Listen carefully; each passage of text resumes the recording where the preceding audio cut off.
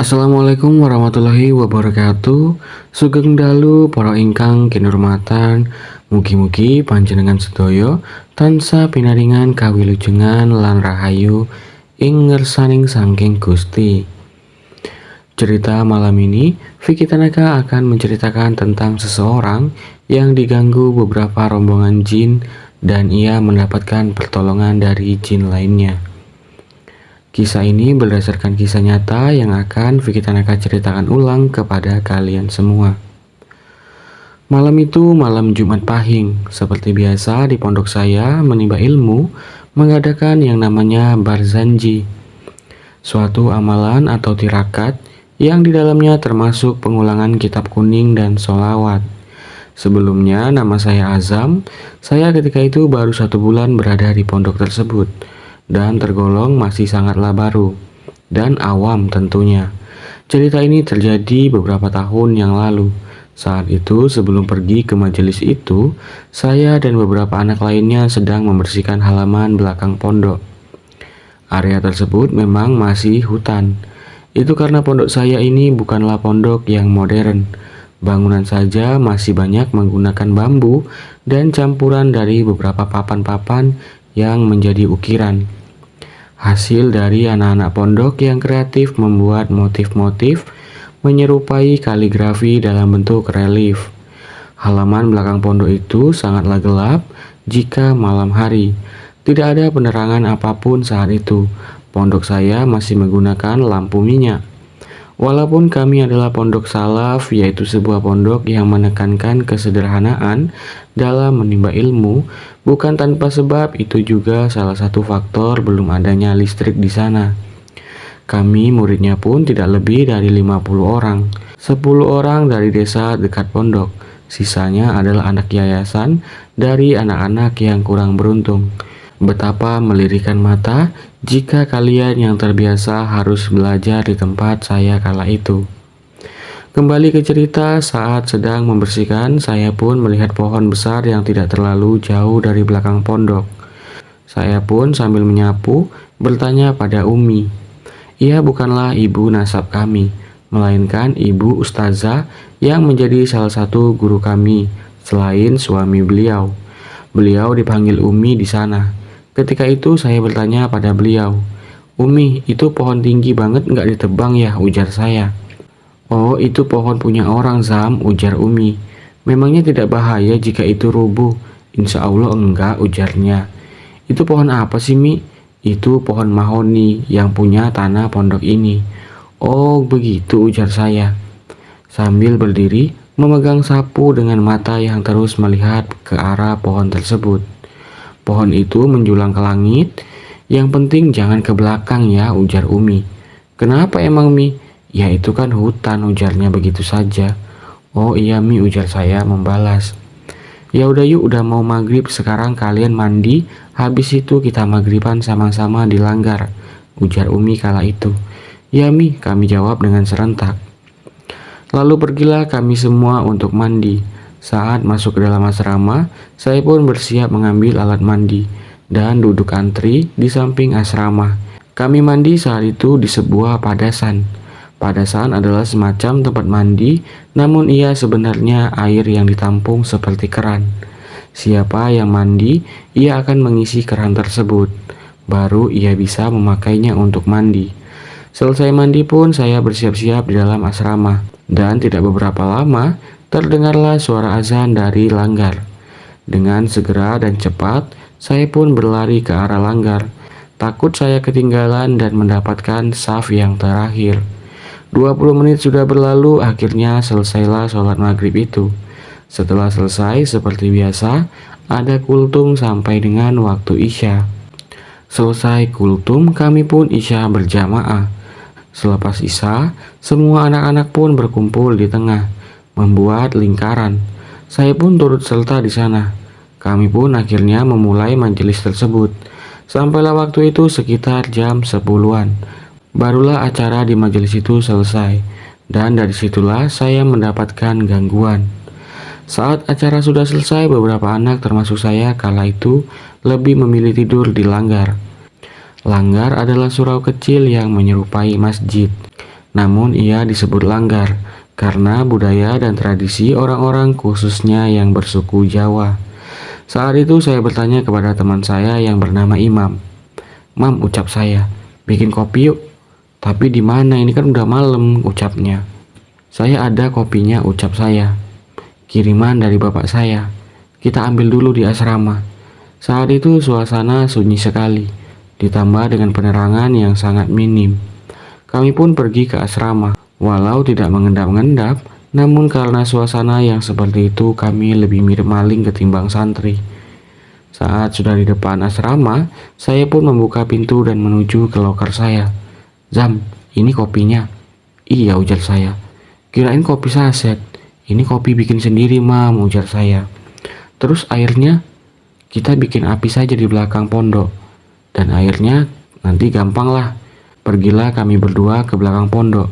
Kami pun mempunyai tugas masing-masing. Saya mengambil air dan panci di dapur, sedangkan Imam mencari kayu bakar atau ranting di dekat pohon yang tadi sore. Tak beberapa lama setelah itu, setibanya saya di tempat membuat kopi, "Imam mana ya?" ucap saya. "Kok lama sekali dia ngambil kayu bakar?" Saya pun memanggilnya sambil membawa lampu minyak dari kaleng susu itu. "Mam," ucap saya, "udah belum?" Imam hanya diam saja sambil mematung di bawah pohon. "Mam, Mam," ucap saya kedua kalinya. Namun ia tetap saja diam. Dan ia ketika itu berjalan memutari pohon tersebut. Saat saya melihat di sisi sebelahnya, ia tidak timbul di sana. Saya pun jadi merinding kala itu. Lalu tak lama kemudian seseorang mengejutkan saya dari belakang. "Heh," katanya, "ini kayunya. Ngapain kamu di situ?" ujarnya. Saya pun berjalan pelan menjauh dari pohon tersebut. "Mam, Mam," ucap saya memegang wajahnya. Ia pun berlagak seperti jagoan. "Singkirno tanganmu ono langes," ujarnya marah. Langes adalah kondisi alas panci atau wajan yang menghitam. Maaf," ujar saya. "Tadi tuh saya melihat kamu, Mam," ujar saya meyakinkan dia. "Nggak usah aneh-aneh, malam Jumat iki," katanya. "Beneran," ujar saya. "Saiki kon uripnya geni wae." Saya pun akhirnya menghidupkan api sambil menggerutu. Lalu Imam pun terlihat melinting sarungnya ke atas. Lalu ia pun mengeluarkan rokok kretek 2 batang. "Nah, ini kancane," ujarnya. "Masuk," kata saya. Kami pun menunggu air itu mendidih, lalu mencampurkan kopi tersebut. Dan tidak lupa, saya memasukkan gula merah ke dalamnya. Betapa nikmatnya malam itu ditemani kopi dan rokok kretek.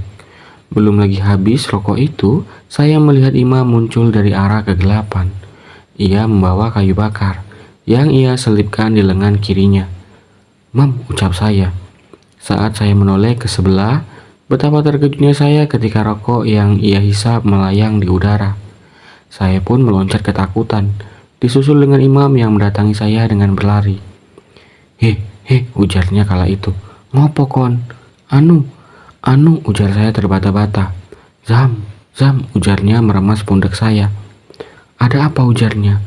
"Sulit dijelaskan, kopinya sudah jadi. Mending kita ngopinya jangan di sini," ujar saya. "Apa emangnya, Zam?" ucapnya teriak. Karena saya terus berjalan menjauh darinya dengan menenteng kopi dalam panci tersebut. Singkat cerita, pindahlah kami ngopi di dekat asrama. Di sisi lain yang agak jauhan dari pohon tersebut. "Ada apa, Zam?" ujarnya duduk di sebelah saya. Sebentar," ujarnya. "Ini kayu bakarnya. Kok kopinya udah jadi?" "Itulah Imam Nudin yang saya mau kasih tahu," sambil meremas jari saya. "Saya itu lihat kamu bawa kayu bakar dan membuat kopi bersama saya. Lalu saya pun kamu tawarkan rokok." "Oh iya, aku punya rokok," ujarnya. Saat ia mengangkat sarungnya, "Lah kok hilang rokok saya?" ucap Imam. Saya pun perlahan menceritakannya. Lalu tak lama kemudian terdengarlah suara tawa yang ramai dari arah hutan yang gelap itu. Suara itu seperti lebih dari 1 orang. Kami pun berdiri serentak. Tak lama kemudian seperti ada sesuatu yang melewati kami berdua. Seperti angin, namun itu terasa sekali. Jika itu angin, itu seperti berpusat dan padat. Angin itu menyentuh tubuh kami berdua. Lalu tak lama kemudian terdengarlah suara seperti besi yang dipukul oleh besi juga. Suara itu sangatlah nyaring. Lalu disusul dengan suara besi lainnya, seperti ada orang yang berkelahi. Kami sama sekali tak bisa melihatnya, namun imajinasi kami bekerja saat itu. Seolah-olah kami mempresentasikan suara itu dalam pola, seperti seseorang yang sedang dalam pertarungan. "Mam," ucap saya, "kamu dengar?" "Iya," ucapnya. Pertarungan itu kurang lebih hanya 3 menit saja.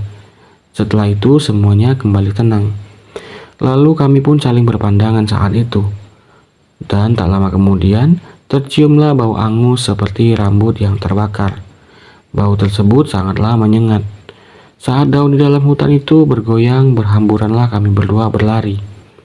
Saat itu kami berlari ke arah langgar dan berdiam diri di sana. Sambil ketakutan, kami pun masuk ke dalam langgar.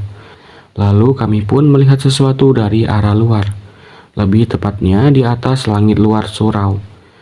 Cahaya remang-remang bulan yang ditutupi awan itu seperti menampakkan sesuatu, yaitu kepulan asap putih, tipis, dan terkonsentrasi, melayang di atas, lalu asap itu pun turun di depan langgar, dan perlahan-lahan memudar.